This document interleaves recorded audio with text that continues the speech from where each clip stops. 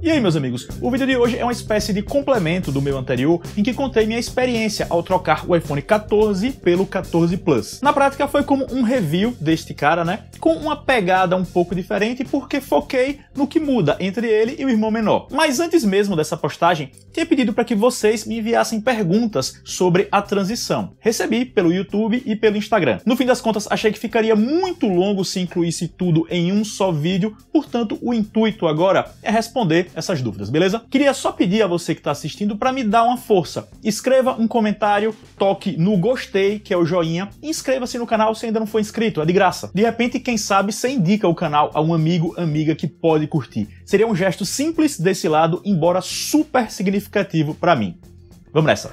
Primeiro pelo Instagram, viu? Vinícius perguntou: em comparação ao iPhone 13, achou muito desconfortável, pesado? Cara, considerando o peso típico dos últimos iPhones, como o 13 e o 14, não é desproporcional. Pelo contrário, pode até dar a impressão de que é relativamente leve. Isso pensando em iPhones. Agora, se a gente pega outros smartphones do mercado com 6.7 polegadas, aí ele pesa mais do que vários. Vou colocar para aparecer na tela um rápido comparativo que estava incluso no meu vídeo anterior sobre o 14 Plus. Juntando esse dado com o fato de as bordas deles serem retonas, são bonitas, embora não necessariamente ergonômicas, no começo eu achei meio desconfortável assim. Depois acostuma, embora o design arredondado de um Motorola Edge 30 Pro da vida ajude no celular grande. Certo, vamos para a próxima.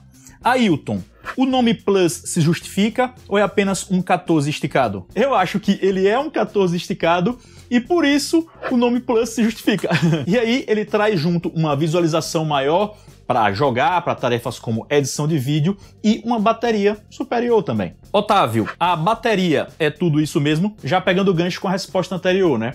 Eu considero que o incremento na autonomia foi relevante. Se no 14 eu conseguia um dia seguro de utilização, no Plus isso subiu para um dia e meio. Claro que nessa jogada a gente também ganha mais tempo de tela ligada. Falando da minha pessoa, pulei de 6 para umas 8. Considere que esses tempos não são 100% compatíveis com os que você conseguiria, pelo padrão de uso diferente entre a gente. Pegando o meu histórico e essa transição que fiz, acho que foi uma adição relevante. A Apple fez aquele anúncio no estilo de a melhor bateria entre todos os iPhones, algo pomposo. Acho que isso de repente pode inflar a expectativa de algumas pessoas. Se você segura a onda, minha afirmação é: sim, existe algo a mais considerável. João: por que eu optaria por ele e não pelo 13 Pro Max? Vou pensar em meus motivos aqui, tá? Pelo modo cinema em 4K, o fundinho desfocado em vídeo, né? Ele subiu de Full HD para 4K, o que ajuda na criação de conteúdo como vídeos tipo este aqui. Ainda na parte de filmagens, tem o modo ação, para quem capta imagens em movimento. Sou eu? Não, mas de repente para quem faz isso. Talvez um tantinho a mais de bateria, aí carece de fontes, só estou imaginando. Então, é muita coisa? É pouca coisa? Considere unicamente o seu. Se as características adicionais não forem relevantes, opte pelo 13 Pro Max, nessa comparação entre os dois. Daniel: 128 GB dão conta do recado? A melhor pessoa para responder é você mesmo, viu, Daniel? Pegue seu smartphone atual e veja quanto está sendo consumido. É um ótimo indicativo inicial, e aí você faz uma projeção de se filmaria mais ou instalaria mais games pegando um iPhone 14 e 14 Plus. A princípio, 128 GB me parecem ok, embora tenha que ver o uso pessoal. Eduardo: o poder de processamento dele se compara a um 8 Gen 1? No caso, tá falando aqui do Snapdragon 8 Gen 1, um chip top de linha da Qualcomm utilizado em vários smartphones Android. Pelo que andei lendo, o Apple A15 Bionic é pau a pau em termos técnicos. Ganha em alguns testes, perde em outros. Veja, são simplesmente dois chips de altíssimo nível e me parece bobeira perder tanto tempo nessas avaliações não práticas. Por exemplo, quando a gente pensa em potência, de repente associamos a qual utilização? Games. E é sabido que a otimização de jogos pesados em dispositivos iOS é ótima. Tem alguns mais antigos que rodam títulos atuais pesados bem. Ou, por exemplo, pensemos em uma tarefa como edição de vídeo. Neste momento, os melhores editores, estou falando de software, ainda estão no iOS. Há pouco tempo, o LumaFusion, um excelente app, saiu para Android, embora ainda seja a versão inicial, que precisa de muito trabalho. Tudo isso para dizer que, para além da comparação chip a chip, será que ele é melhor do que o Snapdragon 8 Gen 1? eu diria para você considerar o uso prático que você vai fazer e como o sistema, quer dizer, o smartphone e seu software vão desempenhar nele. Lucas, o autofoco na câmera frontal faz diferença frente aos modelos mais antigos? Eu acabo nem lembrando disso, mas a linha iPhone 14 foi a primeira a vir com autofoco na câmera frontal. Só que eu não lembro porque, assim, no meu dia a dia, tirando selfies, eu não percebo diferenças claras em relação aos antecessores. Como falei em minha análise do iPhone 14 Plus, meu vídeo anterior, né? De repente, esse autofoco pode estar ajudando em atividades como o modo cinema na lente frontal, quer dizer, aquele modo de fundinho desfocado. Por quê? Porque aí a gente não fica dependendo de achar a melhor posição do foco fixo para ter a imagem o mais nítida possível. O smartphone vai detectar e entregar o melhor. Ô pessoal, quero fazer um rápido intervalo aqui para dizer que este iPhone 14 comprei com recursos próprios para produzir conteúdo e só fiz isso porque eu consegui bem abaixo do preço cheio da Apple e daquela média em lojas online. Se vocês querem ficar sabendo quando acontecem essas oportunidades, promoções de smartphones, notebooks, não marquem bobeira, entrem em meus grupos gratuitos no WhatsApp e no Telegram. Basta ter um deles instalado e tocar no link logo aqui embaixo na descrição correspondente ao seu aplicativo escolhido, ao que você usa. Lá dentro ninguém fala, são só minhas mensagens para não ter aquele blá blá blá fora de tópico e tudo que aparecer podem ter certeza de que vale a pena porque foi avaliado, escrito por mim. Sávio, faz falta a câmera de zoom? Também me parece o tipo de resposta que cada um de vocês vai saber dar melhor para si. Não tenho como ditar uma regra geral. No meu uso, a verdade é que eu praticamente não utilizo nem a câmera wide, que é a segunda do 14 Plus. Às vezes, quando vou mostrar alguns ambientes, esses dias estava numa obra, aí eu a acionei. E em telefones que testo, que trazem a lente zoom, eu raramente utilizo. Então, esse é o meu caso e ele não diz nada sobre as outras pessoas. Você gosta da lente zoom? Você utiliza no smartphone que você eventualmente tenha e inclua? Malfurt, não sei bem o nome. Desempenho dele em jogos é bom?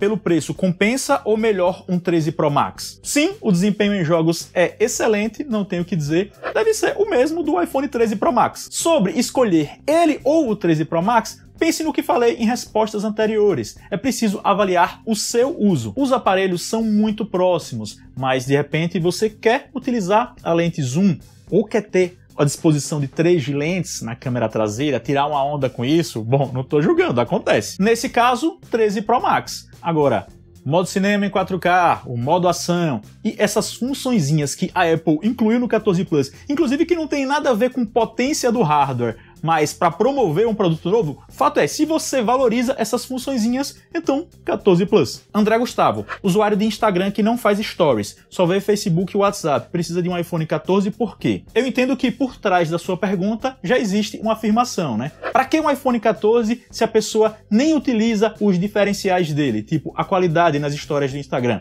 O fato é que, para isso que você mencionou, me parece que o usuário não precisa nem de um iPhone 14, nem de um 12, nem nada assim. Pega um Android intermediário e já era. Ou então, se quer algo mais avançado, um Android top, que depois de, sei lá, seus 6 meses, já cai de preço muito mais do que os iPhones. Show! Eu vejo que a escolha de um iPhone 14 tem sim suas razões. Por exemplo, status.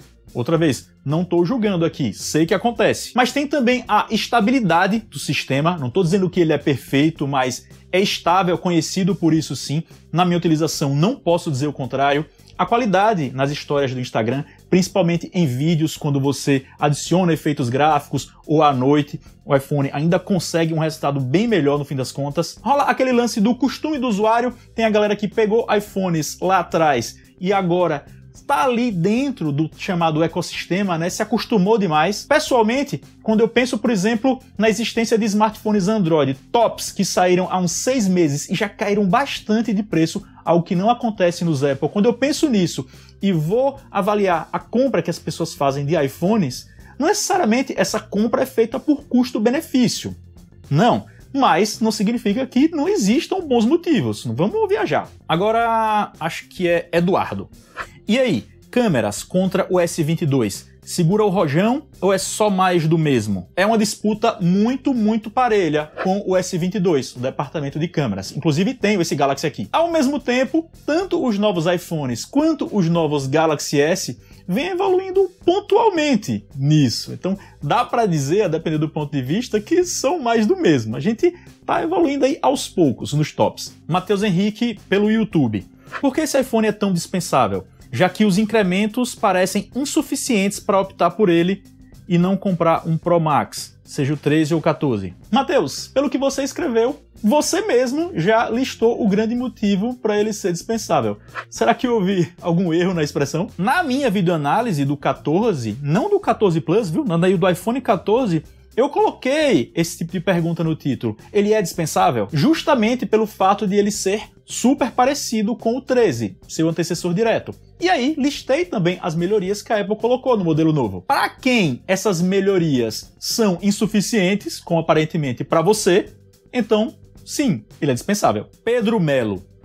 Ele fala dos muitos modelos na linha atual da Apple, e aí não seria suficiente um modelo normal e outro Plus? Já não bastava isso, né? Entendo sua pergunta e a Apple já foi assim até determinado período. Mas isso me parece uma requisição do mercado, algo que interessa aos consumidores. Mesmo a Apple, que tem essa dominância que a gente conhece, ela precisa, vamos dizer, ocupar mais faixas de preço, atender a algumas pequenezas que têm um potencial de aumentar o leque de compradores. Enfim, é uma tendência atual. Certamente os caras não tomaram essa decisão de lançar diferentes iPhones com diferenças até não tão significativas. Certamente eles não tomaram essa decisão assim, atirando no escuro. Deve haver estudos, pesquisas sobre isso. Eu, pessoalmente, até estaria satisfeito com uma linha enxuta, tipo a que você mencionou. Mas não diz respeito só a mim. Franklin quer saber, na fluidez do dia a dia e em jogos, se faz jus à diferença de preço.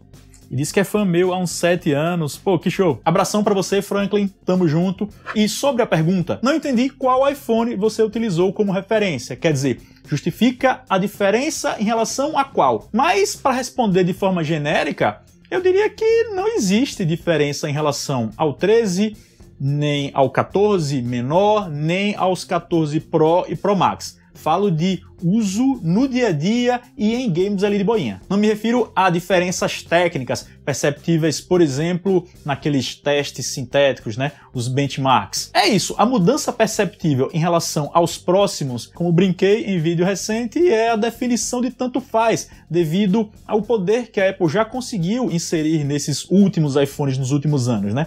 Uma pessoa que pega um pouco melhor, um pouco pior, não vai perceber lá grande coisa, grande diferença. Pensando no 14 e no 14 Plus, os 6 GB de RAM que ele tem contra 4 dos iPhone 13 convencionais, isso deve colocar uma vantagem ali considerável em certas tarefas. Por exemplo, ao abrir vários apps ao mesmo tempo, depois fechar o 14 e 14 Plus, eles vão conseguir manter essas aplicações rodando no plano de fundo por mais tempo. No 13, se você vai no multitarefas e abre um aplicativo mais antigo, ele já vai ter fechado, vai carregar de novo. É alguma coisa quase técnica e que eu tenho certeza que nunca vai ser percebida por, sei lá, 70% dos usuários. Tô chutando aqui uma porcentagem. Dito isso, considerando aquele comprador genérico, sabe, um usuário regular, se tiver uma diferença de uns R$1.000 da linha 13 para a linha 14, eu acho que no custo-benefício, os anteriores, os mais baratos, valem mais. Assim, terminamos a série de perguntas e respostas. Espero que vocês tenham curtido. Se gostaram, escolham o gostei logo aqui embaixo, que é o joinha, me ajuda demais. Inscreva-se no canal, toque no sininho ao lado, assim você continua acompanhando meu conteúdo, uma força gigante também. Sigam-me nas redes sociais que estão na tela e na descrição. E a gente se vê. Até mais.